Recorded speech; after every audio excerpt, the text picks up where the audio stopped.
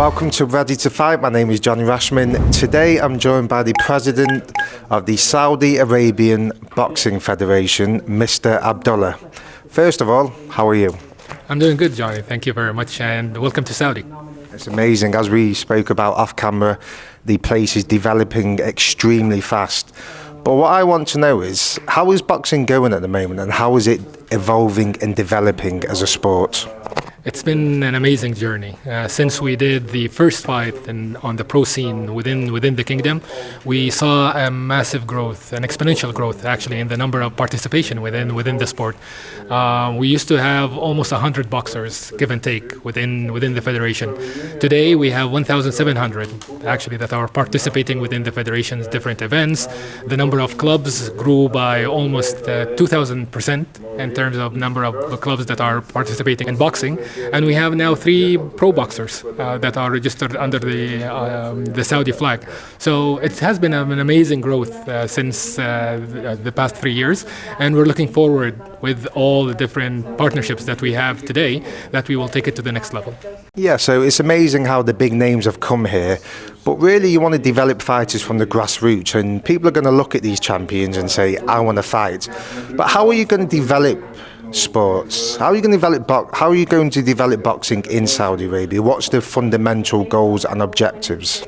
For us, it's 4 different levels, and all of them are within building the ecosystem of the federation. We have a full strategy that has multi-pillars. Within the pillar of the federation itself and its the ecosystem, we need to focus on, first of all, programs for the grassroots and building them up, either be it and giving them the proper structure, proper team that are around them in order for them to start building up. We want to focus on the second level on our competitions, building proper competitions and structures that will enable all of these athletes to start participating, fighting, and building their careers within the sports. And the third is building the RNJs community.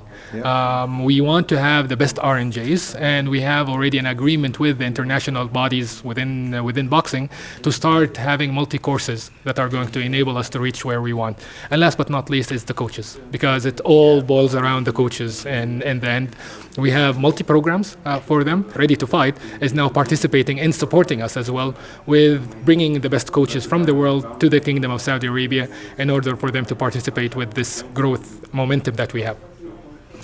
So you've just mentioned Ready to Fight, and we have signed a strategic partnership deal with yourself, which is going to help you develop coaches and find coaches at a fast rate. So rather than going through paperwork and CVs, you can literally go on the Ready to Fight app and you can find the best coaches in the world. You can find sparring partners, you can find fighters. How important is the RTF Fight app for Saudi Arabian boxing? Well, every single sport has its own app. And unfortunately for us within boxing, and specifically within amateur boxing, there has never been an app that combines and brings the community all together. This is the app. And this is what we're looking forward actually for partnering with, because it will enable the community to gather, either be it in terms of the level of coaches, either be it in terms of building fights that are between them, sparring days between the different athletes, and bringing all of us together under one umbrella, one platform that will enable us to connect and build the sports that we all love. Yeah, very interesting. And we have launched a coach program with yourself, where coaches have gone on the Ready to Fight app and give them CVs, the qualifications, and you've gone through that, and you've actually selected coaches from the app. How important has that been, and how impressed have you been that you can do that? Very impressed. I think, number one, we struggled to find coaches and advertise for our programs. Despite that, we managed to bring only 70 coaches through actually the normal approach, which is talking with the international bodies that are supporting us within boxing. With Ready to Fight app, we managed to bring 250 just by an advertising that went through the app, and it shows actually the breadth of that community that are behind the app, the ones that are literally connected with the platform. And it enables us to find exactly who we want. So looking forward actually for a lot of more programs that are going to be joined with the app in the near future. It's amazing because we're in an era now where everything's fast. I think the sports of boxing is now turning to a new era. So we look forward actually that Ready to Fight is going to help us support us actually within the kingdom in order for us to build the next Alexander Usyk, the next Tyson Fury within the kingdom, hopefully, that are going to go win Olympic medals and hopefully as well become one day undisputed. Amazing. So there are stereotypical views about living in Saudi Arabia. Can women box? There's all these views out there. How is it you're changing that? What's the main focus for you? I mean, interesting that you touched upon women. We literally 2 weeks ago, we finished our first full women boxing event on the level of elite, schoolboys, schoolgirls, and the juniors. I was personally amazed. Yeah. We just started opening it up for women to participate, and then within that event itself, we had 177 females that were competing on all different levels, and literally some of them were amazing from a skill set point of view. So it shows that they were doing it in the back, not in the. But it was amazing to showcase their skills, how much they grew, and we're looking forward actually for more and more to come. This was the first. Amazing. And we had 177. I remember in one of the days we used to struggle literally to have 100 boxers on the male side. Yeah. And today we managed to reach these higher levels. So the future is much, much brighter. It's thriving. So Saudi 2030, the vision. Just explain to me how you're going to grow boxing from the grassroots and how is it going to be implemented where fighters are going to win gold medals at the Olympics, are going to win world titles. Talk me through that process. And the interesting part that you touched upon within Vision 2030 is that we're almost now in the middle of the implementation of the vision. And we already saw the results of literally the halfway until the end of it. When it comes to the sport of boxing in specific, we used to only have 100 players within the boxing scene. Today it's 1,700 that are registered, and they're growing literally by the minute. The numbers of facilities that used to be provided for them were extremely low. Today, the kingdom is on the map when it comes to its facilities, when it comes to combat sports in general, but specifically as well within the boxing scene. International gyms have opened in the kingdom to support the world of boxing. And the future is going to be brighter and brighter. Today, under Vision 2030, within the Ministry of Sports and specifically, and Quality of Life program, there is a full program set for the elite of the kingdom that will enable them to reach the Olympics. The first fruits of it, we saw them now in the qualifications of Paris 2024, whereby the first female got qualified within that program. In fencing, and there is going to be a lot more in the near future, in the sport of Taekwondo, and there is going to be more and more as we grow. So the middle point of Vision 2030 being implemented is outstanding and transformative. If we looked back and we said, are we going to achieve whatever we were going to achieve? Yeah. Was definitely a major question mark. And hence, it's just to enable us to believe that the future is going to be even bigger and bigger. So hopefully it will enable us to reach, at least under the sports of boxing, within LA, the upcoming Olympics, that we will have an Olympic champion, hopefully within the sports of boxing.